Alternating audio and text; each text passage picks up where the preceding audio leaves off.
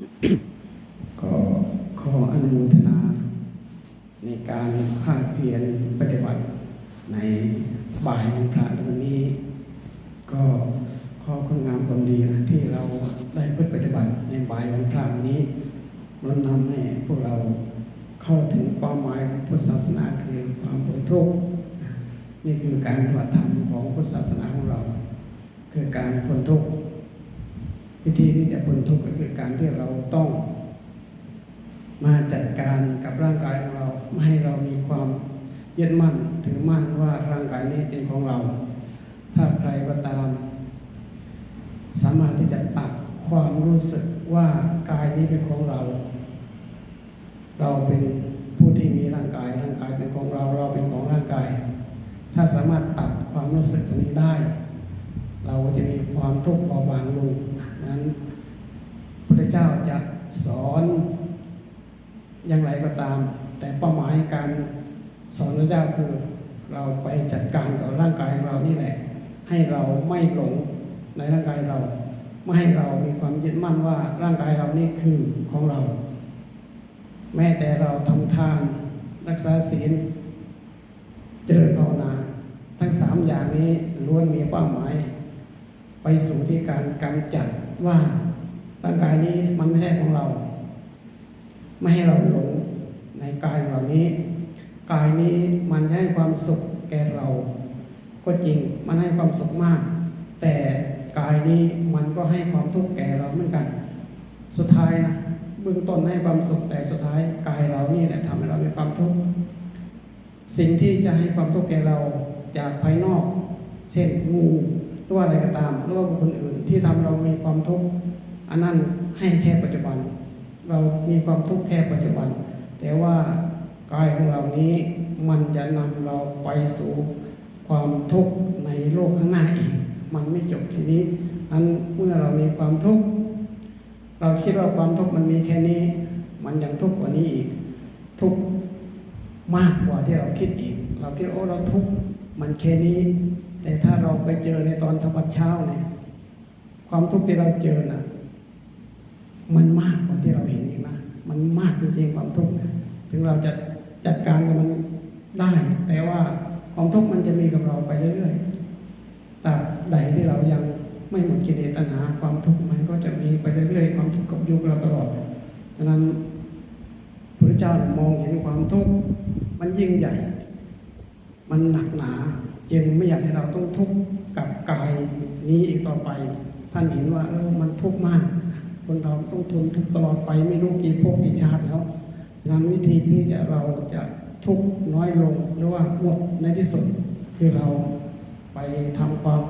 เข้าใจกับร่างกายเราเนี่ยแหละให้มันมองว่ามันมีโทษมันเป็นพิษมันอันตรายกับตัวเราถ้าเรามีความรู้สึกแบบนี้เราก็พอกพูนความรู้สึกนี้ไปเรื่อยๆมีความพิจารณาไปเรื่อยๆและเราก็จะมีความทุกข์น้อยลงแม้แต่เราจะทุกข์ทีนี้ถ้าเราจัดการกับมันได้ถึงเราจะทุกข์อีกก็ตามเราก็จะไม่ทุกข์เหมือนกับพระอรหันต์ถึงจะหนาวร้อนพระอรหันต์ก็ไม่หนาวนะความหนาวเกิดขึ้นปั๊บท่านไม่หนาวแต่เราไม่แบบนั้นเรายังทุกข์อีกต่อไปนั้นถ้าเรากำจัดความรู้สึกร่างกายเหล่านี้ได้ว่ามันไม่ใช่ของเรามันโทษมากมายส่วนหนึ่งเราก็จะ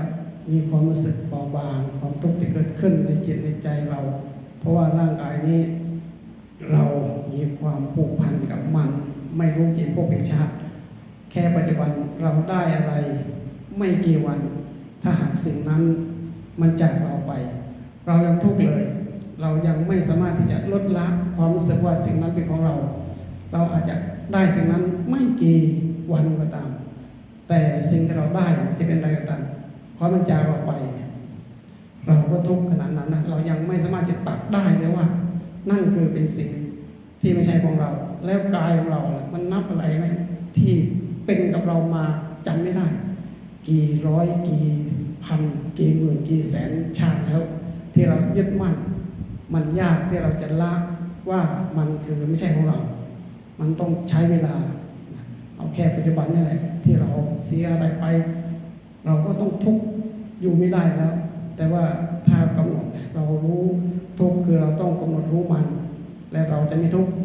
ถ้าใครก็ตามมีความรู้สึกว่าทุกข์เราต้องกำหนดรู้และเราจะไม่ทุกข์หน้าที่ที่เราต้องจัดการกับมันไม่ใช่ว่าทุกข์แล้วเราจะต้องทุกข์นะถ้าใครทุกข์แล้วทุกข์อันนั้นก็ยิ่งจะทุกข์อีกแต่ถ้าเราจัดการกับมันทุกข์เรารู้เรากำหนดรู้มันโอ้มันทุกข์เราก็รู้เรากำหนดรู้โอ้เรารู้ทันมัน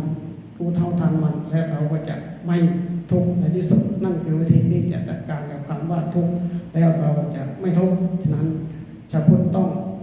มีความทุกข์แล้วขอให้กำหนดรู้ความทุกข์แล้วเราจะไม่ทุกข์ก็ขอฝากเอาไว้บุคคลที่นึกถึงพระพุทธเจ้าบุคคลพระพุทธเจ้าถ้าเราสวดอิติปิโสภควานั่นแหละบุญคุณพระพุทธเจ้าสวากขาโตที่เราสวดบทธรรมคุณแล้วก็สุปฏิปันโนที่เราสวดบทของพระสงฆ์เราสรรเสริญธรรมวัดเช้าเย็น3อย่างนี้และประการที่4คือเรามีศีลเราจะไม่ต้องไปเป็นเปรตเราจะไม่ต้องไปเป็นอสุรกายเราไม่ต้องเกิดไปเป็นสัตว์เดรัจฉานและที่สำคัญเราไม่ต้องตกนรกอีกถ้าเรามีทำทั้ง4ประการนี้ถ้าใครกลัวนะมันจะทำให้เราเบาใจสบายใจถ้าเราเข้าถึงศรัทธาต่อพระพุทธพระธรรมพระสงฆ์และเรามีศีล5ไม่ตกนรกอย่างแน่นอนขอคุณงามความดีที่ท่านหลายได้กระทำมาไม่ว่าจะเป็นทานเราทำเราก็จะเป็นคนรวยมีความสุขทรัพย์สมบัติศีลเราจะเป็นว่าเป็นคนไม่ตกนรกภาวนาเราจะมีปัญญาและในที่สุดพ้นทุกข์ขอสิ่งเหล่านี้ทานศีลภาวนาที่เราได้ประพฤติปฏิบัติมาจึงล้นนำให้เรานั้นมีแต่ความสุขความเจริญด้วยกันทุกรูปทุกนามเทิน